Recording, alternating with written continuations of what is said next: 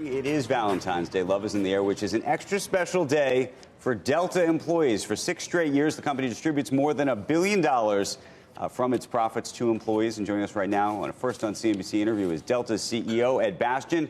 And before we get to your big day, we do want to ask you about the impact of the coronavirus and what's going on in the business and everything else. But I just want to understand. I want to go straight to the employee piece, so I just understand that. How much money do employees get on this Valentine's Day? Well, we are paying today $1.6 billion in profit sharing to our people. Yes. It's the equivalent of about 2 full months of pay for each of the 90,000 frontline employees of Delta Airlines. I always tell our customers that Valentine's Day is the best day to fly Delta because everybody's in a great mood, and we look forward to celebrating our employee and sharing those rewards with them today. You also have a big announcement, another big announcement that you're making this morning. Yes, so Profit Sharing Day for us is about giving back to the rewards for the people that have built this airline and create such great service for our customers. $1.6 billion, as I just mentioned, it's not only a large amount, it's an historic amount. We've never found a company anywhere in our, forget our industry, in our world that has paid a profit sharing of that size. But we also know that we've got more responsibility than just to share our success with our people.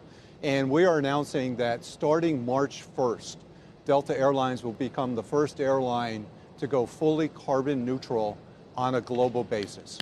Now, it will be focused on, obviously, the reduction of carbon that we are investing in our technologies, clean technologies we're using through our engines, but also carbon removal and the investment we'll be making in new technologies going forward to remove the carbon that we can't reduce from our operations. And a lot of people are going to do a double take. An airline becoming carbon neutral is a bit of a reversal of how we think about things, given that airlines, at least as far as I know it, are going to be based on using fossil fuels for as long as we can possibly imagine. How much is this going to cost on an annual basis? Well, you're right, Andrew. It's a big challenge and it's a big commitment. And you're right. We will continue to use jet fuel for as far as the eye can see. We'll be investing in technologies to reduce the impact of jet fuel, but I don't ever see a future that we're eliminating jet fuel from our footprint.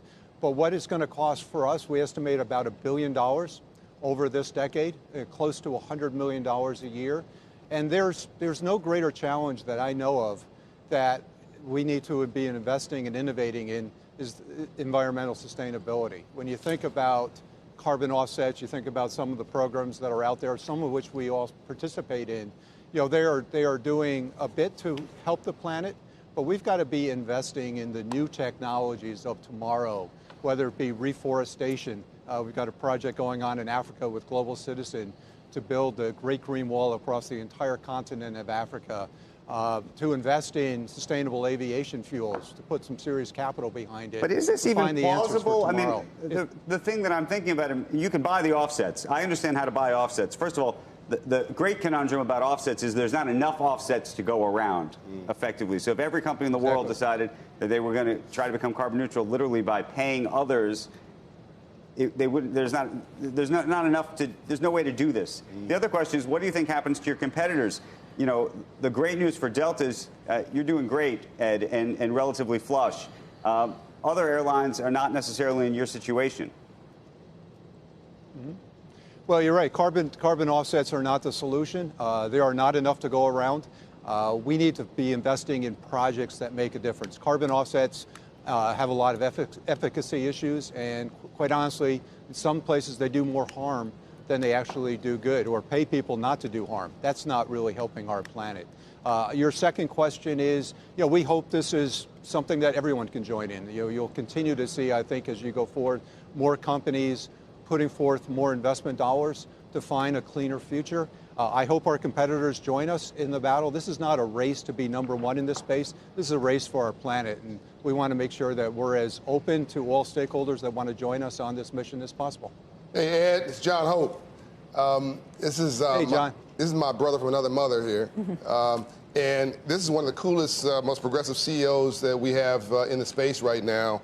Not only because, Andrew, he taught me how to wear tennis shoes with a suit, by the way. Yeah. But, Ed, you're talking about technology. isn't the best technology you've come up with a reinvestment in your people? I mean, when you get on a Delta plane, Absolutely. Yeah, you get on a Delta plane, why are people nice? I mean, everybody's nice. Everybody's got a nice attitude because he's sharing in the upside.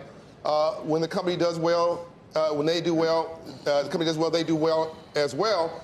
They've done more, Andrew, as one airline, as all other airlines combined. And here's a question. Is this a giveaway or an investment? Or marketing. This I is want an to add a investment third in our option. people. Repeat that? Now, you're talking about the profit sharing, John? Profit sharing, yep. Yeah, the profit sharing is an investment in our people. Yeah. You know, we put it in place about 15 years ago when the company was not doing well. You can all remember those days. And Yep. we went through a very difficult reorganization. A lot of our people took some massive pay cuts. And at that time, we told our people when we got it turned around, they would get the first fruits of the rewards and the efforts of their hard work. And today, that's close to between 15 to 18% of the profits of the company now go to our people. And the larger and the more successful our people are, the investment we're making in them, the better the returns are for our customers, our owners, and our people. So it's full alignment of all stakeholders. So, Becky, we should really think about this for a future show, but what he's done is extraordinary. You think about the old union model where unions were an adversary to management, that house divided cannot stand, that's biblical. He's aligned employees with the interests of the company. How can that not take off like a rocket? As he does well, they do well too. I think this is a new model for everybody. KKR is modeling some of this. PayPal's doing some of this. This could be an upgrade on capitalism itself. Can I just ask one question? I think it's very laudable, particularly the profit sharing with employees. But Ed, if you get into a situation where times are tougher, there's a downturn in the economy, and something has to give, what would go first? The carbon neutral plan or the employee profit sharing? Neither. We are in a position, Becky, that we're not like we've been in the past. We were profitable throughout the entire past decade. Every single year. This past year, we generated profits of $6.2 billion. We got our investment grade rating back several years ago. These are the two of the most important issues that we face. First of all, taking great care of our people. If the profits do come down, certainly the profit sharing self-corrects for that and makes an adjustment, but it wouldn't go away. Right. But the sustainability of our environment, we talk about $100 million a year, $1 billion over a decade. It's a big number. But for us, just think about this. It's the equivalent of about $1 per barrel of oil in terms of price impact on Delta. Right. Every dollar that oil moves is about $100 million for Delta. So this is something we have to do. Hey, Ed, I want to pivot to a conversation about... Before you pivot, I just want to say also they're doing financial coaching. Right. So Operation Hope is inside of this company, helping people when they get that money to reinvest in themselves properly.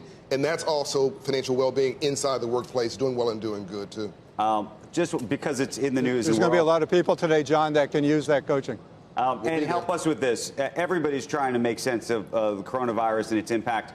Take us inside the room with you in terms of modeling it. How does Delta model out the different potential impacts and what you're going to do about it? Because I think that's what everybody's trying to do right now. What's this comparable to? Andrew, I'll make it really simple for you. When we started to consider and think about the harm that our employees were potentially getting into and going into to fly to China, it was a really simple decision that we needed to exit the country, and we exited it about 2 weeks ago. Was not easy in terms of impact. It's about 2% of our revenues, but we cannot ask our employees to operate in China if they don't feel safe with respect to their health. I think the larger questions are people trying to model out how long this goes on for. I'm sure you have experts and others inside your firm that are thinking about that. What the impact is even beyond the flights that are going in and out of China in terms of other traffic just around the world? We are certainly seeing impact in the Pacific. Knock-on effect, not like we're seeing clearly in China, but there's some impacts throughout Pacific travel, trans-Pacific travel. We're not seeing the impacts in the U.S. or any of the other regions in the world. Those are all staying really healthy. We're monitoring Europe, certainly across transatlantic, and I saw the announcements in Barcelona about the show that was just recently canceled. But fundamentally, the business is doing very, very well. We're expecting to grow our revenues at a decent rate this quarter. Don't forget, fuel prices have also come down in concert with the challenges around the coronavirus. So as a financial matter within the quarter, I'm not sure we're going to see really a big impact. Hey, Ed, can I just ask you how confident you feel in terms of making sure that people are safe when these planes are coming back from places in Asia? I was on a plane on Monday that had just come from Taipei to New Zealand to San Francisco and then brought us back across. How do you make sure that you don't wind up in a situation like some of these cruise ships have? We have the strictest standards with respect to safety and cleanliness. We've announced earlier this year, and I mean, there was not enough time for that plane sat for an hour in San Francisco. There's no way you can thoroughly clean everything. Yeah. Well, I can't comment on that because I'm sure that was not a Delta plane, Vicki. It wasn't. You were on. It was United.